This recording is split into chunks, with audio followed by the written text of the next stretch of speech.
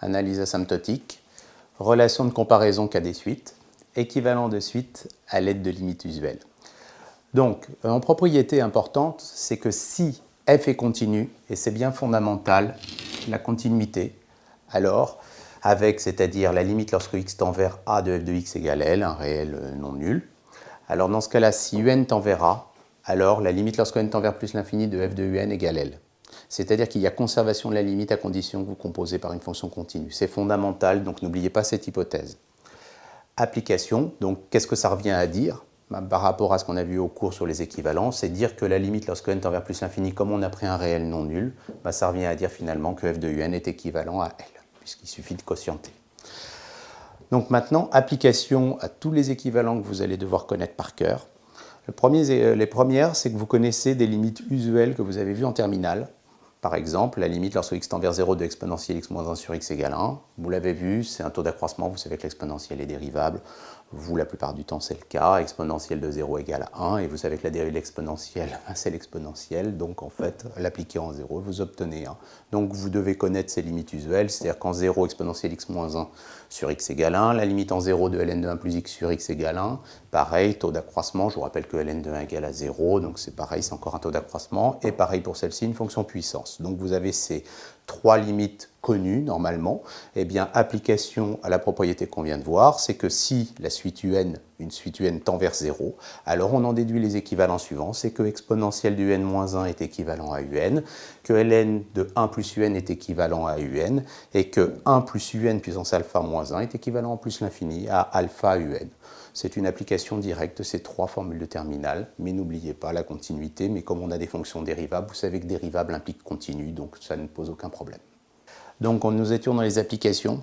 On a vu précédemment que la limite lorsque x tend vers 0 de ln de 1 plus x sur x égale 1, ainsi que la limite lorsque x tend vers 0 de 1 plus x puissance alpha moins 1 sur x est égale à alpha. On avait démontré ça, vous vous souvenez, grâce au taux d'accroissement. En fait, si on effectue le changement de variable grand x égale x plus 1, quand x tend vers 0, grand x tend vers 1, eh bien ces limites finalement sont équivalentes à dire que grand x tend vers 1 de ln de grand x sur x moins 1 égale 1, et que la limite lorsque grand x tend vers 1 de x puissance alpha moins 1 sur grand x moins 1 est égale à alpha. Et si on traduit en utilisant la propriété précédente, si la limite si un tend vers 1, comme la fonction ln et fonction puissance sont continues, si vous voulez, en 1, on en déduit que ln de un est donc équivalent à un moins 1 quand n tend vers plus l'infini, et que un puissance alpha moins 1 est équivalent en plus l'infini à alpha un moins 1, en faisant le produit. Donc, de même que précédemment dans les exemples, on a vu que vous savez que sinus x sur x tend vers 1 en 0, que tangente x sur x tend vers 1, tout ça, ça s'obtient à l'aide des taux d'accroissement. Alors, le SH, c'est le sinus hyperbolique, vous avez dû le voir, et la tangente hyperbolique. Pour rappel, c'est exponentielle x moins exponentielle moins x sur 2. On trouve de la même manière qu'avec le sinus, puisque ce sont que des fonctions dérivables, donc il y a en 0, donc ça ne pose pas plus de problèmes que ça, pour ces deux-là. Ensuite, la tangente hyperbolique, je vous rappelle quand même que c'est SH sur CH, sinus hyperbolique sur cosinus hyperbolique. Par contre, pour obtenir les deux suivantes qui sont là, il faut que vous connaissiez un petit peu vos formules de trigonométrie. Je vous rappelle quand même que cosinus carré de x, il faut les formules de linéarisation, c'est 1 plus cos de x sur 2. Donc sinus carré, c'est 1 moins cos de x sur 2. Et donc c'est comme ça qu'on obtient un sinus carré ici sur 2. Et c'est comme ça qu'on obtient moins 1,5 au final, en utilisant la formule de linéarisation sur cos x moins 1. Pareil pour chx moins 1, seulement faites attention, c'est ch carré moins sh carré qui est égal à 1, contrairement à sinus carré plus cos carré qui est égal à 1 pour obtenir la formule 1,5. Donc faites attention au signe. Pour le cosinus hyperbolique, vous n'avez pas de moins, c'est bien 1,5.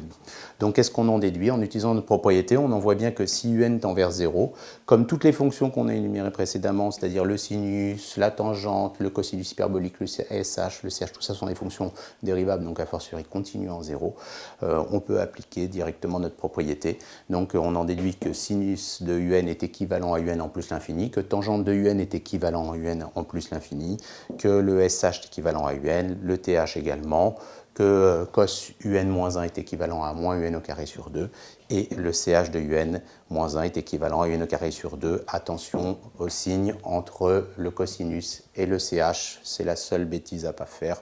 Toutes les autres sont des équivalents usuels. Tous les équivalents qu'on vient d'énoncer, vous êtes censé les connaître et les utiliser rapidement dans les exercices. Et c'est vraiment une chose à connaître parfaitement et à savoir manipuler. Et n'oubliez pas qu'il ne faut surtout pas les additionner.